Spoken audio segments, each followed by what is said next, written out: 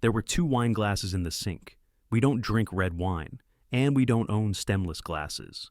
The house smelled like vanilla and lavender. A weird combo, not unpleasant, just unfamiliar. The scent lingered in the hallway, clung to the air like it was trying to cover something else up. I stood there holding my backpack in one hand and my key still stuck in the lock, staring at those 2 damn glasses. Her shoes weren't by the door. Her phone wasn't on the charger, and the bedroom door, usually open, always open, was shut.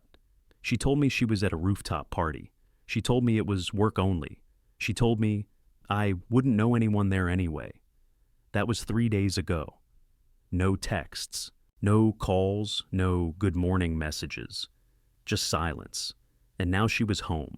At least someone was, because there were muddy footprints on the kitchen tile. 2 different sets, one small, one not.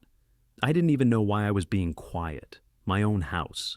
My own key, my own beating heart threatening to break my ribs open. I called out once, no answer. I walked toward the bedroom. The hallway felt longer than usual, like the air had thickened. I knocked. Nothing. I turned the knob and pushed the door open. Empty, bed made, pillows stacked, air freshener still puffing away like it had a secret. But then I saw it, on the nightstand. A single silver cufflink. I don't wear cufflinks. I've never worn cufflinks. And this one had a tiny engraving on it. G.D. Her boss's initials. I picked it up with a tissue. Yeah, a tissue. Like I was collecting evidence instead of finding out my life was sliding sideways. I wanted to scream. Instead, I walked back to the kitchen, poured myself water into one of the wine glasses I didn't recognize, and sat at the table she usually worked from. Then I saw the sticky note under her laptop. Had to run. We'll talk tonight. No name. No punctuation, no apology. Just a note like she left the oven on and needed me to handle it. I haven't cried yet. I think my brain hasn't caught up to my body, but I know one thing. I asked her to stay. She chose his party. And now I'm staring at a wine glass that has lipstick on it. And she doesn't wear lipstick. Not red, not anymore. You ever see a dog act weird around someone it used to love?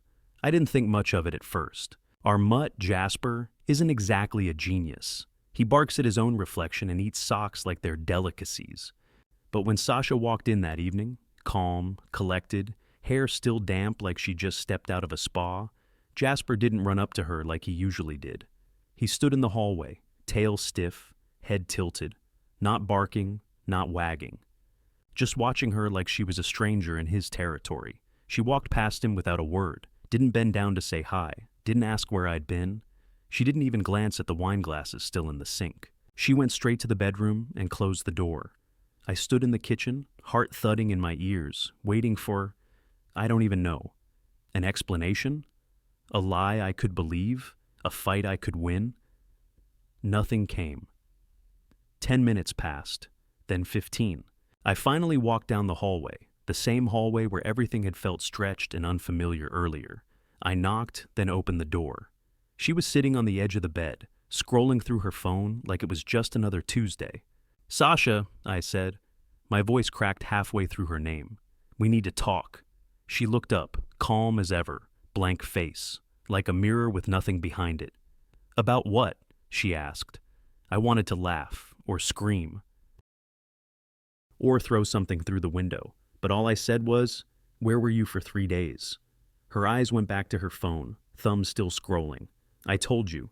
Greg's party turned into a retreat. Everyone stayed longer. It was last minute. I didn't have signal most of the time. You ever hear a lie so weak, so lazy, it doesn't even bother dressing itself up? That was this. No signal. For 3 days?" She shrugged. "It was a lake house, mountains. Bad reception," I pointed at the nightstand. "You left a note saying we talked tonight, but now you're saying you couldn't message me?" Her jaw tightened. "Lyle, can we not do this right now? I'm exhausted." Exhausted. She was exhausted. Meanwhile, I hadn't slept properly in 72 hours. I'd gone through every worst-case scenario. Car accident, kidnapping, mental breakdown, only to find out she'd been at a lakeside party with her boss. And now, I was the inconvenience. "Just tell me the truth," I said, quieter now. "Did you stay in a room alone?" Her silence was louder than a confession. She didn't blink, didn't flinch. She just locked eyes with me like she wanted me to break first. Then she said the line that knocked the air right out of me. "You're being paranoid again." Again, as if I was the problem. As if I was the one who vanished without a word and came back smelling like cologne I don't wear. Dropping cryptic notes like breadcrumbs in a forest of betrayal. I stepped back. My knees felt weak. I wanted to scream at her. Ask her whose cufflink was in our room. Whose laughter I heard in my head every time I closed my eyes. But I didn't. Instead, I walked out and sat on the porch. Jasper followed. He sat next to me and leaned his head against my leg, like he knew something had changed, like he knew someone had left the pack. That's when I realized he had been sleeping by the door every night she was gone. He didn't eat his food. He didn't touch his toys. He waited for her. And now that she was back, he didn't trust her. Neither did I. But here's the worst part. I still wanted to believe she had a reason, a good one, a justifiable one, something that would make me feel stupid for doubting her. I sat out there until the sun dipped under the trees. The wine glasses were still in the sink. Her phone buzzed twice with a message she didn't open. I didn't know it then, but that message would blow the whole thing open. I didn't mean to go through her phone. I wish I could say I planned it, that I was acting out of logic, justice, self-respect. But no, it was desperation. Stupid, aching, gut-churning desperation. That pathetic type of curiosity that doesn't even want answers, just permission to feel betrayed. It happened around 1:30 a.m. She was asleep in bed, her back turned, breathing soft, and even like someone who hadn't just shattered the laws of trust. Meanwhile, I was curled up on the couch, replaying everything in my mind like a broken film reel. The wine glasses, the cufflink, the lie about the mountains, the smell of someone else's cologne, and that message, the one she didn't open. I'd seen it. Her phone had buzzed twice while she was ignoring me earlier. Same contact, both times. The screen had lit up with the name G, just that. One letter, no emoji, no last name, just G. Her phone was still on the nightstand. Unlocked. I know she usually puts it on Do Not Disturb when she sleeps, but she must have forgotten. Or maybe she didn't think I'd be bold enough to touch it. But I was done playing nice. I walked into the room like a thief. Jasper followed me, but stayed in the hallway, as if even he knew this was forbidden ground. My hands were trembling, not because I was afraid of getting caught, but because part of me already knew I wasn't going to like what I'd find. The message was still there. G. Tonight was everything. I still smell you. I stared at those 6 words until they burned into my brain. I thought maybe I'd misread it. Maybe it wasn't meant for her. Maybe G was some inside joke. Maybe it was from a woman. Maybe I was having a dream, and I'd wake up and tell Sasha about it, and she'd laugh and say, "You're paranoid again." But there it was, right in front of me. Evidence. I clicked into the thread. Dozens of messages. All recent. Most deleted. But some she must have forgotten or thought weren't incriminating, were still there. G. I wish you didn't have to sneak back. It kills me. Sasha. He's suspicious lately. I have to be careful. G. Let me handle it. Sasha. No. If he finds out now, he'll spiral. I didn't spiral. I imploded. I locked the screen, put the phone back exactly how I found it, and walked out of the bedroom. I sat in the kitchen, staring at the digital clock on the stove. I must have sat there for over an hour just trying to figure out what I was supposed to feel. Shock, anger, relief that I finally knew. I didn't feel any of that. All I felt was humiliation. Deep, raw, marrow-level humiliation. Like I was the last person to realize the show was over, and I'd been clapping alone in the theater. At 3:10 a.m., I opened the drawer under the sink and took out a pen and a sticky note, same kind she left me. I wrote 5 words. We'll talk in the morning. I stuck it to her coffee mug, the one with the fox on it, not because I wanted to be clever, but because I didn't trust myself to speak when the sun came up. I thought I was ready. I had rehearsed the whole confrontation in my head. Every line, every counter, every possible way she could squirm out of accountability. I pictured myself staying calm, collected, even righteous. I had evidence, her texts, his message, the wine glasses, the cufflink, the smell, the lies. I thought I was walking into a moment of clarity, But I wasn't prepared for how quickly she flipped the script, like she'd done this before, like she'd trained for it. She came into the kitchen just after 9 a.m., hair tied up, wearing one of my old hoodies like it still meant something. She looked half asleep, a yawn halfway out of her mouth, as if nothing had happened. As if I hadn't spent the entire night discovering the slow-motion wreck of our marriage through deleted texts and the perfume of betrayal. She saw the sticky note first. I watched her read it. Her expression didn't even change. She poured coffee into the mug, the same one I'd left it on, took a slow sip, and then sat across from me at the table like we were about to discuss grocery lists or weekend plans. "You said you wanted to talk?" she asked, as if she hadn't burned a hole in our life 3 days ago and pretended it was weather. I wanted to ease into it, I really did, but it came out too fast.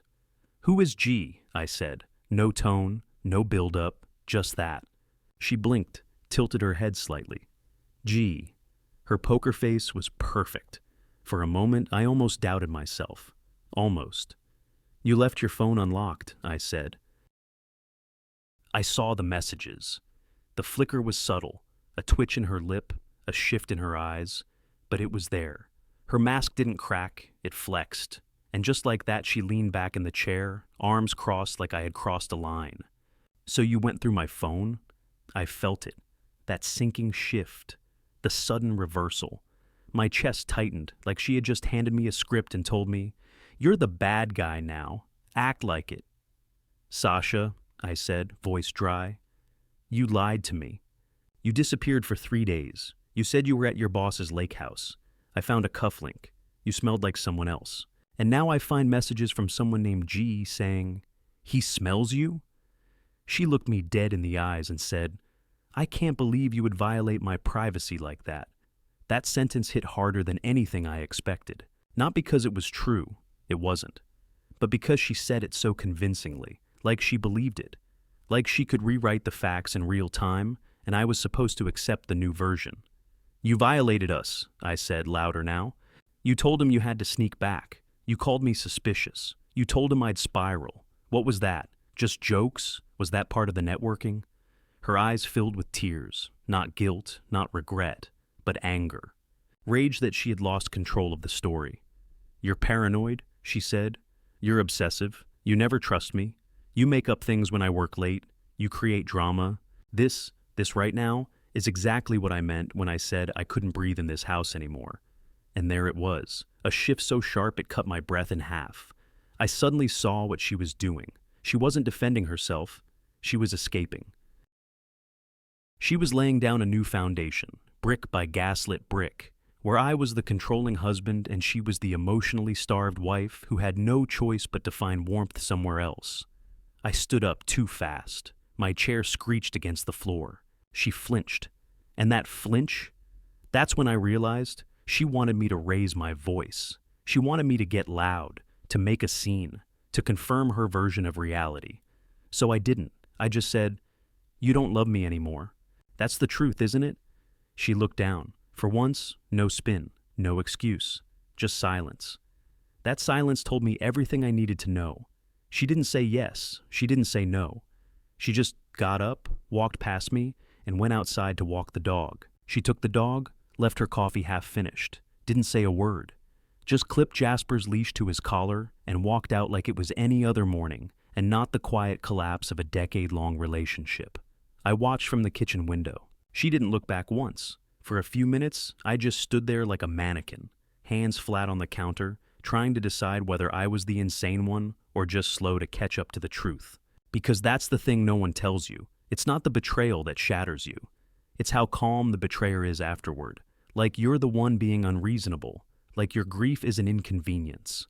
She left her laptop open on the dining table. That was unusual. She never leaves it unlocked, especially not with work stuff on it, especially not with someone like me, the paranoid husband in the house. I stared at it for a while, debating whether I should look. Part of me felt like I'd crossed enough lines already. Her phone, her messages. Maybe I should have stopped. Maybe that's what a reasonable man would do. But I wasn't reasonable anymore, so I sat down. Her browser was still open. So was her Gmail. The tab blinked twice like it was daring me to click it. I did. At first, it looked clean. work threads, event invites, a thank you email from some client named Benjamin about a brilliant pitch. But then I noticed something strange, a folder in her drafts called Pending G. I clicked. Inside were unsent emails, some just one-liners, some long paragraphs. Some had attachments. The oldest one was dated 3 months ago. I dreamt about the hotel room again. I missed the silence between us. It was the only silence that felt safe. Another, from last month. He found my hairbrush in your bag. I told him it was Tara's. He believed me. I don't know how long that'll last.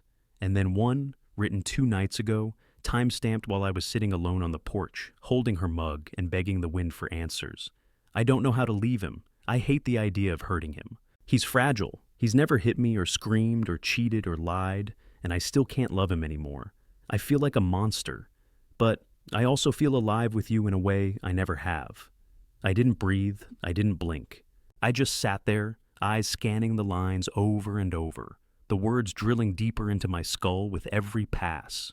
She knew I was trying, that I was breaking in small, invisible ways, and she still chose him. She pitied me. She stayed not out of guilt, not out of loyalty, but out of some warped sense of responsibility, like I was a stray dog she hadn't figured out how to get rid of yet. I closed the laptop slowly, careful not to leave a trace. Not because I wanted to protect her, but because I wasn't ready for the next confrontation. Not yet. I needed time. I needed a plan. I needed to understand what was real and what was staged. That's when my phone buzzed. It was a notification from our shared calendar, one she clearly forgot was synced to mine. G, dinner, 7 p.m., Lumiere Lounge. No explanation, no work event title, just his initial and a time, dinner, that night. At the same place we went for our anniversary 2 years ago. She'd made the reservation days ago, before the cufflink, before the silence, before the sticky note, before the performance in the kitchen. I laughed. It was the kind of laugh that scares you when you hear it come out of your own mouth. Not joy, not sarcasm. Just disbelief wrapped in nervous static. She was playing chess while I was still writing love notes in my head. And I had one more move left. By 5:30 p.m., I had convinced myself I wasn't going. I sat on the living room couch, trying to hold on to the illusion that this wasn't what it looked like. That maybe, somehow, this dinner was work-related after all. Maybe it was just her trying to climb some ladder I could never understand. Maybe G wasn't him. Maybe G was another Greg, or a Georgia, or a ghost I had created in my head because it was easier than accepting that I had lost her in real life. But at 6:15, I found myself getting dressed anyway. Nothing fancy. Dark jeans, gray sweater, something I could disappear in. I wasn't there to be seen. I was there to watch. The restaurant was in the downtown district. Dimly lit, overpriced, faux intimate, the kind of place with acoustic jazz playing low and staff that judged you silently if you mispronounced a wine. I parked across the street, turned off the engine, and waited. No music, no podcasts, just the rhythmic tick of the cooling engine and the whisper of rain beginning to tap against the windshield. At exactly 6:52 p.m., I saw her. Sasha stepped out of a dark rideshare SUV in a long green coat she hadn't worn in years, the same one from our honeymoon trip to Chicago. The coat I told her made her look like poetry. She had curled her hair and wore heels I didn't recognize. She paused at the curb, looked both ways, then smiled. That smile wasn't for me. He stepped out of the restaurant a moment later, tall, confident, not the same man I imagined, not Greg, not some middle-aged cliché of a boss. This man was younger, late 30s maybe, sharp suit, loose posture, the kind of guy who doesn't audition for charm. He just assumes it's already been cast. They didn't hug. They didn't kiss. They just walked in together like they were meeting for a third or fourth time. Not a first. Not new, not old, comfortable. That shook me more than if they had been all over each other. I got out of the car, crossing the street slowly, my shoes slick against the wet pavement. I didn't know what I was doing. There was no plan anymore, just a gnawing in my chest that wouldn't let me go back home. I stood across from the restaurant windows, pretending to be on my phone while peeking through the rain-speckled glass. They sat by the window, 2 glasses of wine between them. She was laughing, not the polite kind, not the soft giggle she gave me when I talked too much. This was real eyes-shut laughter, the kind that came from the gut. She reached across the table and touched his hand. He didn't pull away. Of course he didn't. I felt my nails dig into my palm, cold sweat mixing with rain on the back of my neck. I couldn't look away. I wanted to be angry. I wanted to hate them both. But all I could feel was this overwhelming sense that I was uninvited from my own life. They didn't see me. They didn't need to. I turned to leave. But as I stepped back into the shadows, I caught one last thing. Something that knocked the breath out of me more than any betrayal could. On her finger, where our wedding band used to be, there was nothing. Gone, removed, vanished like it had never been there to begin with. She hadn't worn it at home, and I hadn't noticed. That was the part that haunted me. How invisible she had made the ending feel. I walked 3 blocks before realizing I had left the car running. My body was on autopilot, but my brain was locked in that restaurant, stuck behind the glass like a child at a window, looking in on a family that wasn't his. When I finally got back home, Jasper greeted me with the same tilted head and slow steps. I sank into the couch and stared at the ceiling. She didn't come home that night, and I didn't wait up, but her laptop was still there. And this time, it wasn't the email she forgot to close. It was something worse. The apartment felt colder than usual when I got home. Not physically, the thermostat read 72, but emotionally. Like something had been removed from the air, something warm and familiar, and all that remained was static and the faint scent of her shampoo hanging in the hallway. I dropped my coat on the couch and stood in the dark for a few minutes, listening. No footsteps, no bathroom sink, no key in the lock behind me. She hadn't followed me home, and she wasn't going to. I wasn't sure if I was relieved or devastated.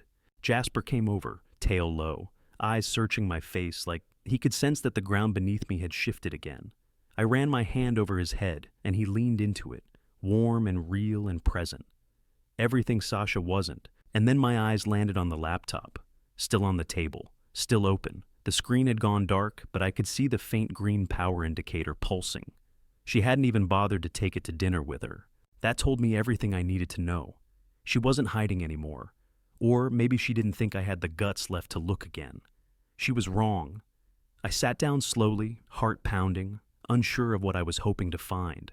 I wasn't chasing hope anymore. That ship had already sunk. I was chasing answers, patterns, proof that this wasn't all in my head, that I hadn't just loved her wrong or not enough. I tapped the spacebar. The screen flickered on.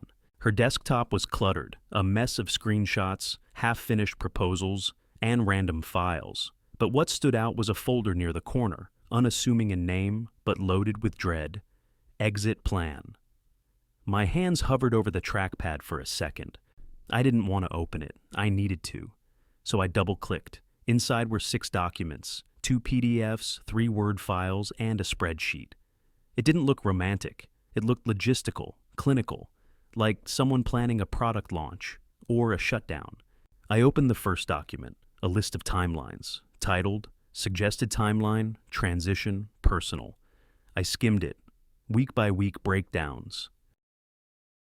March. Begin withdrawing joint funds, small amounts weekly to avoid flagging. April. Reroute paycheck to private account. May. Remove sentimental items gradually. Avoid noticeable gaps in closet.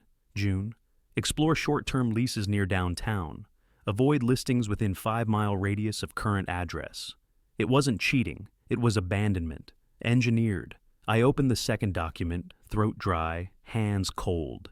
Lyle. Psychological risk assessment. Draft. The words blurred at first. I had to blink, twice, before I could process them.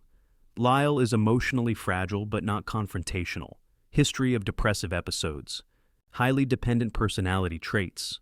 Worsened post-mother's passing. Prone to withdrawal when emotionally overwhelmed. Risk of escalation is low unless provoked. Monitor tone. Use passive language. Frame separation as necessary for growth to minimize panic response. She had written about me like I was a liability, a variable to control, a patient file. I scrolled to the bottom. The final line read, when framing exit, emphasize mutual unhappiness. Use examples of staleness, emotional stagnation. If conflict arises, suggest therapy, but maintain boundaries. Do not re-engage physically once exit begins. I leaned back in the chair, the breath knocked out of me not by anger, but by awe. She had studied me, watched me break quietly for years, not just to understand me, but to strategize how to leave without guilt, without mess, without the burden of hurting someone who would have forgiven her anyway. I clicked open the spreadsheet. It was titled simply, Freedom Budget, line after line of calculations. Rent, Uber, subscription services, a section for groceries labeled just for me, another for therapy, optional, and a line titled Legal Consult Post-Separation. I felt like I was reading the final season of a show I hadn't realized was canceled. She wasn't cheating. She was evacuating, and I had been nothing more than background noise, something she could mute until she found the door. I shut the laptop slowly and stared at my reflection in the dark window. My eyes looked older, my skin paler. I barely recognized myself. But I wasn't going to confront her anymore. That would have been too easy. She had rehearsed for confrontation, planned for tears, pleas, bargaining. Number. I was going to do what she hadn't accounted for. I was going to disappear first. I didn't leave a dramatic note. No final words on the bathroom mirror. No voicemail she could play back and dissect.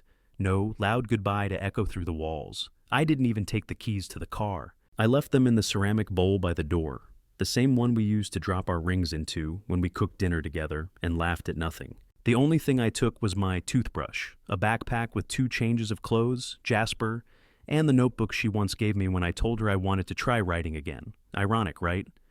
I left at 4:43 a.m. The city was still asleep. The streetlights hummed. Jasper curled up in the passenger seat without a sound, like he knew the chapter had turned. I drove east until the skyline disappeared in the rearview mirror, until the silence stopped feeling like punishment and started feeling like permission. I ended up 2 towns over in a short-term rental. No lease, no commitments. Just air. Just space. Just a version of myself I hadn't met in years. The version that didn't orbit around her mood, or her schedule, or the fear of being too much. At first the silence was unbearable. Then it was necessary. Then it was mine. The day after I left, she called once. Just once.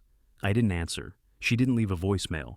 I assumed she came home, saw the empty closet, the missing dog bed, the absence of me, and realized the exit she had choreographed so carefully had already happened. She didn't get to deliver the speech. She didn't get the last word. She didn't get to be the noble one who did what needed to be done. I did, and I did it without rage, without cruelty, without burning anything on my way out. That, in the end, was my quiet revenge. I became the version of myself she never thought I could become. A few weeks passed. I didn't count. I stopped checking our shared calendar. I changed my email, canceled my part of the utilities. I even found a new vet for Jasper, one with a waiting room that didn't ask about emergency contacts. Then one morning, I woke up and realized something strange.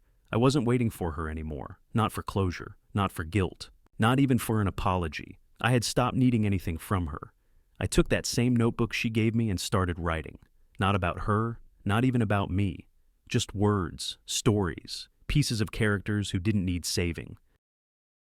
I found a coffee shop that played bad music and remembered my name. I found out Jasper loves the sound of rivers. I found myself in the quiet, and for the first time in years, I don't feel small. I don't feel broken. I don't feel left behind. I feel like someone who was supposed to break, but didn't. I feel free.